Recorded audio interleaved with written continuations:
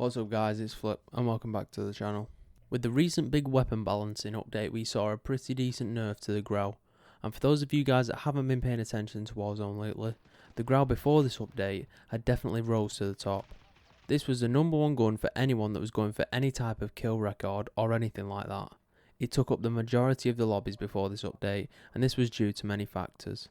However, now it has been nerfed. How does it compare to the other ARs such as the Kilo and the M4? Before we break all that down, if you do enjoy the video at any point, make sure to let me know by leaving a like on it, and subscribe if you are new and want to keep up to date with all the latest Call of Duty news, updates, leaks, tips and tricks, with notifications turned on to know when I next upload. Now we all knew that the Grau outperformed the Kilo and M4 massively before this patch, but has the gap been closed any and made the other ARs easier to compete? First of all, let's get into some of the raw killing potential numbers. First up is the rate of fire. I've got these listed in order. The M4 is clearly the fastest by a pretty good margin, and then the Kilo is right in the middle, and the slowest being the Grau. When it comes to the damage, they're all kind of the same, except at mid-range where the Kilo comes out on top.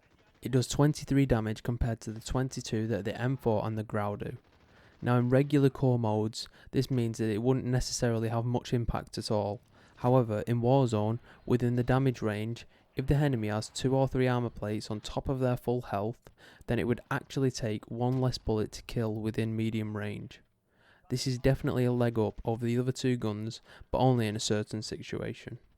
Now when it comes to the damage per second, once again, the M4 is the best, followed by the Kilo and then the Grau. Now looking at the time to kill, assuming the enemy has no plates and only has base health, it's no surprise that the M4 has the fastest time to kill, then the Kilo, and the Grau being last. Now I also wanted to see whether the amount of armour being worn would also have any impact, and it turns out it doesn't. It follows the same trend, M4 first, Kilo second and Grau third. None of this really comes as a surprise. This is exactly how it was pre-patch, with the exception that the Grau had the same damage at medium range as the Kilo, being 23. But as this is now dropped to 22, it no longer has the raw killing potential as the Kilo or the M4. Obviously the raw killing potential means very little and isn't everything, because it was the same pre-patch and people are still preferring the Grau over the other two weapons. I wanted to show you what it looks like pre-patch, and you can see why people definitely like the Grau, because its ranges were quite a bit better than the M4 and the Kilo, especially when you started to add the barrels.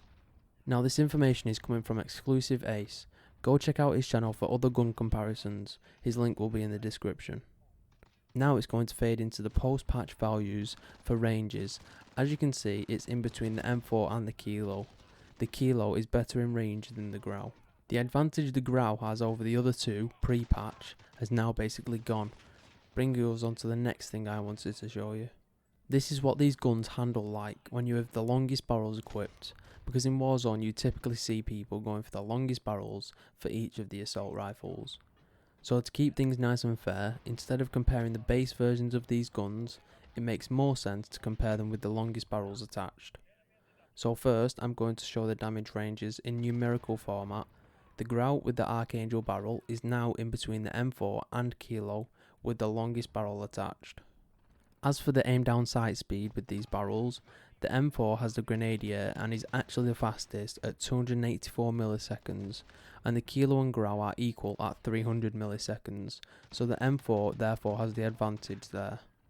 And finally, when it comes to movement speed, this is where the Grau comes out on top, as it has the greatest movement speed over the other assault rifles, even though the longer barrels decrease the movement speed for all guns. Exclusive Ace also took some tests with the recoil of the guns, with the same attachments and similar to the ones people would use in Warzone. The M4's recoil is straight up at first, and then starts to swerve to the right a little bit. With the Grau, it's almost straight up with very little side to side bounce. And then finally with the Kilo, it has a low magnitude of recoil, but does kick upwards quickly and to the left side quite strongly. It really depends on which gun's recoil you can handle, but for me the Grau would still be the easiest to control, as you're just pulling down on your aim to counteract the recoil, whereas the M4 and Kilo requires a little bit more adjustment to compensate. At some point I really do think this comes down to the preference out of the three guns, but it's most definitely blurred the lines in which people see. Bringing all the stats together, I still think that the Grau does come out on top.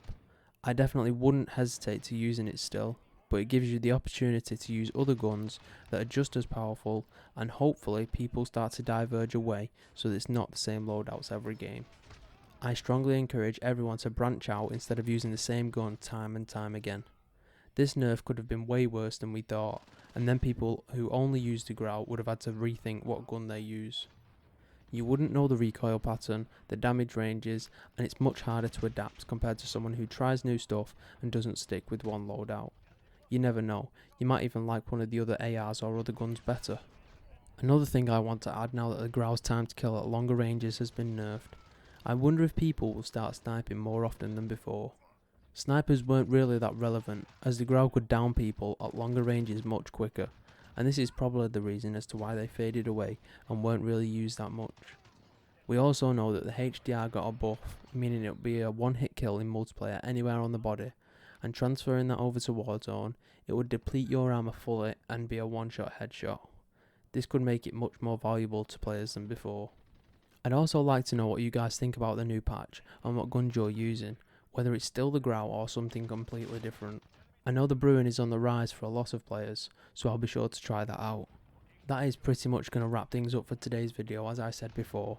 If you did like this video at any point, make sure to let me know by leaving a like on it, and if you are new, subscribe to keep up to date with all the latest Call of Duty news, updates, leaks, tips and tricks, with notifications turned on to know when I next upload. Thanks so much for watching. I've been Flip. Peace.